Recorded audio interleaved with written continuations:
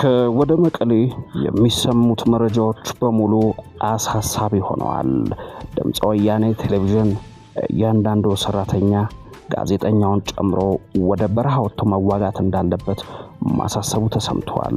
በትግራይ ክልል የኤርትራ መገበያ ገንዘብ የሆነው ናቅፋ ብርን ተክቶ መገበያ እንዲሆን ውሳኔ ላይ መድረሱ ተናግረዋል። የትግራይ ህዝብ ሀገሩን ከሚወጉት ጋር አሳልፎ የመዋጋት ጥቁር ታሪክ የለውም ሲሉ የቀድሞ የህወሓት አባል መናገራቸው ተደምጧል። ከወደ መቀሌ ምን እየሆነ ነው የሚለውን መረጃዎችን ፈትሸናል።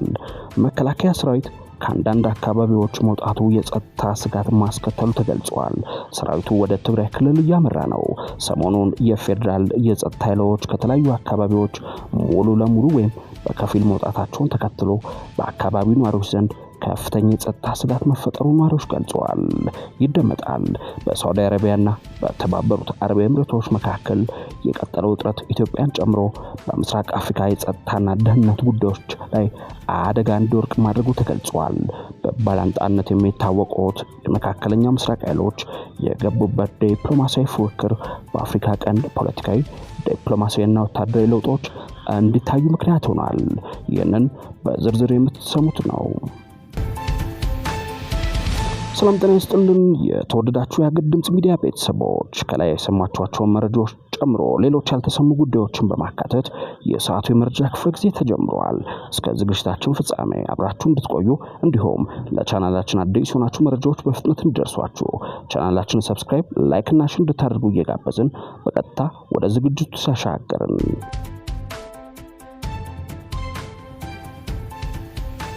ድምፀ ወያኔ ቴሌቪዥን ሰራተኞቹን በድንገት ሰብስቦ እያንዳንዱ ሰራተኛ ጋዜጠኛውን ጨምሮ ወደ በረሃ ወጥቶ መዋጋት እንዳለበት አሳስበዋል። የማሳሰቢያ የሰጡት የጣቢያው ስራ አስኪያጅ መሆናቸው ሰምተዋል። ከዚህ በተጨማሪ በትግራይ ክልል የኤርትራ መገበያ ገንዘብ የሆነው ናቅፋ ብርን ተክቶ መገበያ እንዲሆን ውሳኔ ላይ መደረሱ ምንጮች ገልጸዋል። ከኤርትራ ቴሌን እንደ አማራጭ ጥቅም ላይ እንዲውል ወደ ውጊያ የማይዘምት ኃይል መሬቱ እንደሚቀማ ጥቅማ ጥቅም እንዲቆም እያንዳንዱ የገጠር የቤተሰብ ኃላፊ አይብ፣ የገንፎ እህል፣ ማር ወዘተ እንዲያዘጋጅ በከተማ አካባቢዎች የሚኖር 25 ኪሎ ግራም እህል፣ 1 ኪሎ ግራም በቆሎ እንዲያዘጋጅ ትዕዛዝ መውረዱን አንድ ከፍተኛ የስምረት ፓርቲ አመራር ተናግረዋል። በመጪው የካቲት 16 2018 ዓ.ም ከቦታ ቦታ የስንቅ መሰብሰብ ስራ ይጀምራል ተብሏል። ይህ በእንዲህ እንዳለም የትግራይ ህዝብ ሀገሩን ከሚወጉት ጋር ተሰልፎ የመዋጋት ጥቁር ታሪክ የለውም ሲሉ የቀድሞ የፌዴሬሽን ምክር ቤት አፈ ጉባኤ ኬሪያ ኢብራሂም ገልጸዋል። የቀድሞ የፌዴሬሽን ምክር ቤት አፈ ጉባኤ ኬሪያ እንደገለጹት የህወሓት ቡድን የተሰለፈው ከትግራይ ህዝብና ከሀገሪቱ ጠላት ጋር ነው ማለታቸው ተደምጠዋል። የትግራይ ህዝብ ሀገሩን የሚወድ እንጂ ከህዝብና ከሀገሩ ጋር ተቃራኒ ሆኖ የሚሰለፍበት ምንም አይነት ሁኔታ የለም፣ እንደዚህ አይነት ታሪክም የለውም ብለዋል። እንደ ወይዘሮ ኬሪያ ኢብራሂም ገለጻ የትግራይ ህዝብና የትግራይ ምድር የጦር ሜዳ እንዳይሆን ህዝቡ ሊጠነቀቅ ይገባል ብለዋል። ይህ እንዳይከሰት አሰላለፋችን ማስተካከልና ከጥፋት ኃይሎች በተቃራኒ መቆም አለብን ሲሉ መክረዋል። ለትግራይ ህዝብ ሲባል የጦርነት በር መዘጋት አለበት ያሉት ወይዘሮ ኬሪያ በሀገር ውስጥም ሆነ በውጭ ያሉ የትግራይ ተወላጆች ለሰላም ግፊት ማድረግ እንዳለባቸው አስገንዝበዋል። የትግራይ ህዝብ ጥያቄዎች መመለስ የሚቻለው ከፌደራል መንግስት ጎን በመሰለፍ በሰላማዊና በዲሞክራሲያዊ መንገድ እንጂ በጦርነት አይፈታም ሲሉ አስረድተዋል። መከላከያ ሰራዊት ከአንዳንድ አካባቢዎች መውጣቱ የጸጥታ ስጋት ማስከተሉ ተገልጿል። ሰራዊቱ ወደ ትግራይ ክልል እያመራ ነው ተብሏል። ሰሞኑን የፌደራል የጸጥታ ኃይሎች ከተለያዩ አካባቢዎች ሙሉ ለሙሉ ወይም በከፊል መውጣታቸውን ተከትሎ በአካባቢው ነዋሪዎች ዘንድ ከፍተኛ የጸጥታ ስጋት መፈጠሩን ነዋሪዎች ገልጸዋል። ይህም የኃይል ስምሪት ለውጥ በትግራይ ክልል እየታየ ካለው ውጥረት ጋር ተያይዞ ወደ ሰሜኑ የሀገሪቱ ክፍል እየተደረገ ያለው ዳግም ስምሪት ሳይሆን አይቀርም ተብሏል። በደቡብ ኢትዮጵያ ክልል ጋርዱላ ዞን ደራሽ ወረዳና በኦሮሚያ ክልል ቄለም ወለጋ ዞን አንፊል ወረዳ የሚገኙ ነዋሪዎች የኢትዮጵያ መከላከያ ሰራዊት የተወሰኑ አካባቢዎች ለቆ መውጣቱን ተከትለው የጸጥታ ክፍተት መፈጠሩና ይህም ለግጭት መንስኤ የሆነ መምጣቱን ተናግረዋል። የኤፍፒ ዘጋቢዎችም በትግራይ አዋሳኝ አካባቢዎች ተመሳሳይ የወታደራዊ እንቅስቃሴዎችና የጦርነት ስጋት መኖሩን አረጋግጠዋል።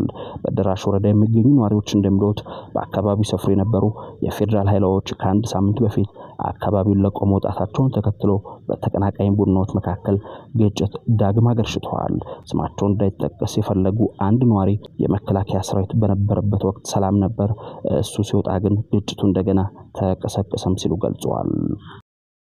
አሁን ደግሞ በስፋት ወደ ምንመለከተው መረጃ እናልፋለን። በሳውዲ አረቢያና በተባበሩት አረብ ኤምሬት መካከል የቀጠለው ውጥረት ኢትዮጵያን ጨምሮ በምስራቅ አፍሪካ የጸጥታና ደህንነት ጉዳዮችን አደጋ ላይ እንዲወድቅ ማድረጉ ተገልጿል። በባላንጣነት የሚተያዩት የመካከለኛው ምስራቅ ኃይሎች የገቡበት ጂኦፖለቲካዊ ፉክክር በአፍሪካ ቀንድ ፖለቲካዊ ዲፕሎማሲያዊና ወታደራዊ ለውጦች እንዲታዩ ምክንያት ሆኗል። በዚህ መሃል የተገኙት የቀንዱ ሀገራት በበኩላቸው የእነዚህ ኃይሎች ሽኩቻና ተያያዥ ለውጦችን እንዴት እንደሚያስተናግዱት በማጤን ላይ ናቸው። በሳውዲ አረቢያና በተባበሩት አረብ ኤምሬቶች መካከል የቀጠለው ውጥረት እንደ ኢትዮጵያ፣ ሶማሊያ፣ ሱዳን፣ ኬንያና ጅቡቲ ያሉ ሀገራት አጋጣሚውን ለመጠቀም ወይም ሁኔታውን የሚያመጣውን ለውጥ ለመቋቋም እየሞከሩ ነው።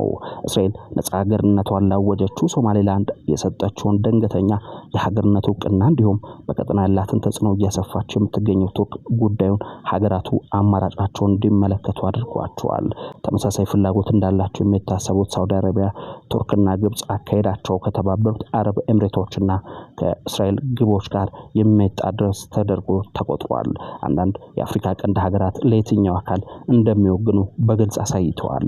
ምንም እንኳን ኢትዮጵያ በተባበሩት አረብ ኤምሬቶችና በሳውዲ አረቢያ ፍትጊያ ውስጥ ይፋዊ አቋም ላለማሳየት ብትጠነቀቅም የአቡዳቢ የቅርብ አጋር መሆኗን ቀጥላለች። የመገናኛ ብዙሃን ዘገባዎች እንደሚያመላክቱት የተባበሩት አረብ ኤምሬቶች ከሱዳን ጦር ጋር እየተዋጋ ላለው የሱዳን ፈጥኖ ደራሽ ኃይል መሳሪያ ለማስተላለፍ ተጠቀመባቸው የነበሩት የሶማሊያና የምስራቃዊ ሊቢያ መስመሮች ተስተጓጉሏል። በዚህ ሳምንት ማክሰኞ የካቲት 10 ቀን ደግሞ የቱርኩ ፕሬዝዳንት ረሲፕ ታይፕ ኤርዶሃን ለይፋዊ ጉብኝት አዲስ አበባ ቆይታ ማድረጋቸው ይታወሳል። የፕሬዝዳንቱ ጉብኝት የኢትዮጵያ ይበልጥ ወደ ተባበሩት አረብ ኤምሬቶችና እስራኤል እንድትሳብ የተደረገ ሙከራ ተደርጎም ታይቷል። ኢትዮጵያ በአሰብ ወደብ ጉዳይ ከኤርትራ ጋር የገባችበትን ፍጥጫ አካሮታል። ከኤርትራ ጋር የገባችበት ውጥረት እየተካረረ የመጣው ኢትዮጵያ ከተባበሩት አረብ ኤምሬቶች ጋር ያላት ግንኙነት መጠናከሩ አስመራ ሌላኛውን ጽንፍ እንድትይዝ አድርጓል። ኤርትራ ይህንን አካሄድ መከተል የጀመረችው የመካከለኛው ምስራቆቹ ሀገራት ባላንጣዎች ከመሆናቸው አስቀድሞ ነው። የኤርትራ ፕሬዝዳንት ኢሳያስ አፈወርቂ ጥር ላይ በሰጡት ቃለ መጠይቅ ኢትዮጵያ የባህር በር በተመለከተ ከያዘችው ፈርጣማ አቋምና በአሰብ ወደብ ላይ ከምታነሳው የሉዓላዊነት ጥያቄ ጀርባ የተባበሩት አረብ ኤምሬቶች እንደምትገኝ በመጥቀስ ከሰዋል።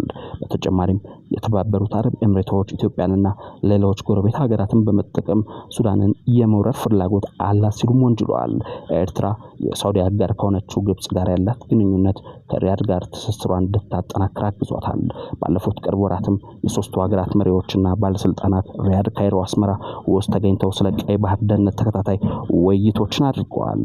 ጅቡቲም እንደ ኤርትራ ሁሉ ከተባበሩት አረብ ኤምሬቶች ጋር ያላት ግንኙነት ባለፉት ዓመታት እየሻከረ ከሳውዲ አረቢያ ጋር ደግሞ ይበልጥ እየተወዳጀች መታለች። በዚህም የተነሳ የሁለቱ ሀገራት የቅርብ ጊዜያት ሁኔታዎች በጅቡቲ አቋም ላይ እምብዛም ለውጥ አላመጡም። ከዚህም በበለጠ ለጅቡቲ አሳሳቢ የሆነው ጉዳይ እስራኤል ለሶማሊላንድ የሰጠችው እውቅና ነው። የጅቡቲ ወደ ዋነኛ ተጠቃሚ የሆነችው ኢትዮጵያም ቴልአቪቭን ተከትላ ለሶማሊላንድ እውቅና ልትሰጥ ትችላለች የሚል ስጋት ጭሮባታል።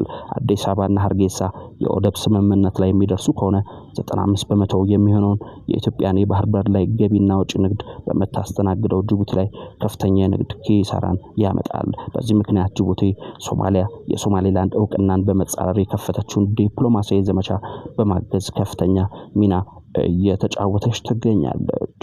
በመጨረሻም የአሜሪካ ግምጃ ቤት በ3 የሱዳን ፈጥኖ ደራሽ ኃይል አዛዦች ላይ ማዕቀብ ጣለ።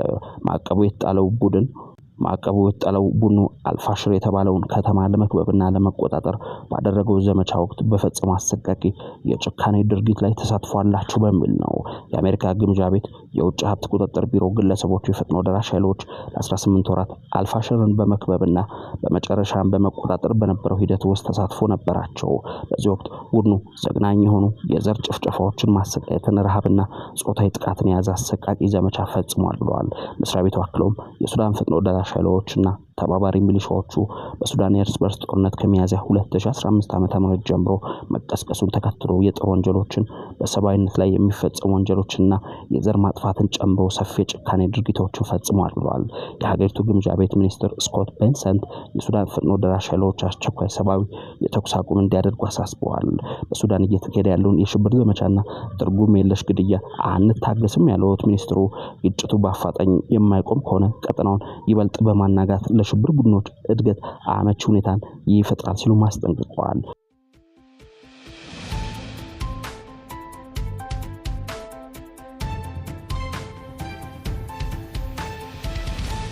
የተወደዳችሁ የሀገር ድምጽ ሚዲያ ቤተሰቦች ከላይ ያደመጣችኋቸው ጉዳዮች ይህንን ይመስሉ ነበር።